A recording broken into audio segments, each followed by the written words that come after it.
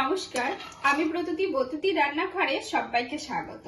আজ বানাবো পুরোনো দিনের হারিয়ে যাওয়া একটা রান্না, চাপড় ঘন্ট। চলো দেখে নেওয়া যাক তাহলে কিভাবে এটা বানায়।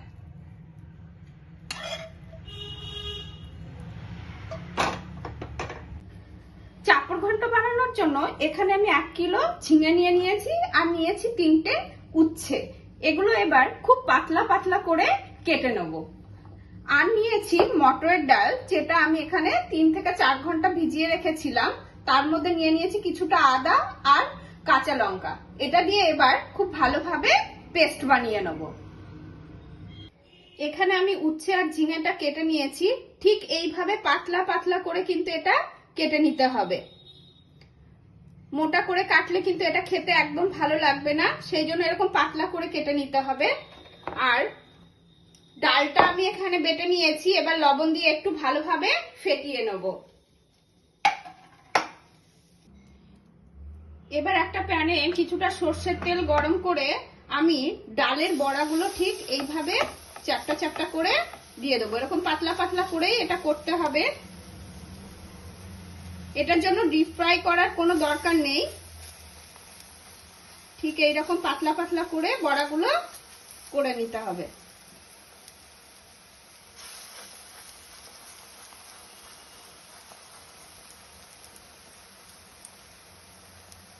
বড়াগুলো ভাজা হয়ে গেছে, ঠিক এইরকম লাল লাল করে কিন্তু এটা ভেজে নিতে হবে। এবার উচ্ছেগুলো আমি নুন আর হলুদ দিয়ে মাখিয়ে রেখেছি, সেটা একটু লাল লাল করে ভেজে নেব। বেশ লাল করে ভেজে নিতে হবে, না হলে কিন্তু উচ্ছে তিতো ভাবটা থেকে যাবে। আর এই রান্নাটায় উচ্ছে পড়লেও কিন্তু তিতো হবে না। এটা খেতে খুবই ভালো লাগে, গরম ভাতের সঙ্গে দুর্দান্ত লাগে খেতে। তো বন্ধুরা, তোমাদের যদি এই রেসিপিটা ভালো লাগে অবশ্যই লাইক করো, কমেন্ট করো, আর নতুন বন্ধু হলে আমার পাশে থেকো। এটা এবার লাল করে ভেজে নেব। আমার উচ্ছেগুলো ভাজা হয়ে গেছে, ঠিক এইভাবে লাল করে আমি এগুলো ভেজে নিয়েছি। এবার এগুলো তুলে নেব। এবার উচ্ছে ভাজা যে তেলটা আছে সেই তেলের মধ্যে আমি দিয়ে দেবো ঝিঙেগুলো, দিয়ে এটাও খুব ভালোভাবে ভেজে নেব। আর এটা ভাজার সময় গ্যাসের ফ্লেমটা কিন্তু জোর দিয়ে রাখতে হবে, না হলে কিন্তু এটা থেকে জল বার হয়ে ভাজাটা ঠিক মতো হবে না। ঝিঙেগুলো ভাজা হয়ে গেছে, এর মধ্যে এবার দিয়ে দেবো একটু লবণ, দিয়ে আবারও আরেকটু নেড়ে নেব। ঝিঙেগুলো ভেজে আমি তুলে রেখেছি। এবার এই তেলের মধ্যে আমি দিয়ে দেবো একটু রাঁধুনি ফোড়ন, আর দিয়ে দেবো 2টো তেজপাতা। এবার ফোড়নটা থেকে একটু গন্ধ বার হলেই এর মধ্যে দিয়ে দেবো আমি আদা বাটা আর সর্ষে বাটা।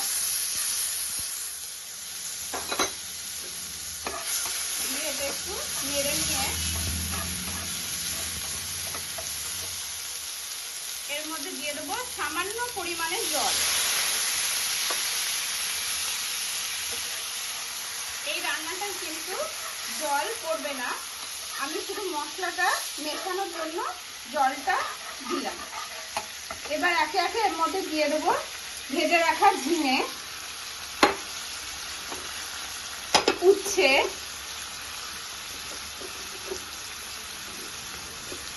আর দিয়ে দেবো ওই যে চাপড়, সেইগুলো একটু ভেঙে ভেঙে এর মধ্যে দিয়ে দেবো। দিয়ে খুব ভালোভাবে এবার মিশিয়ে নেব।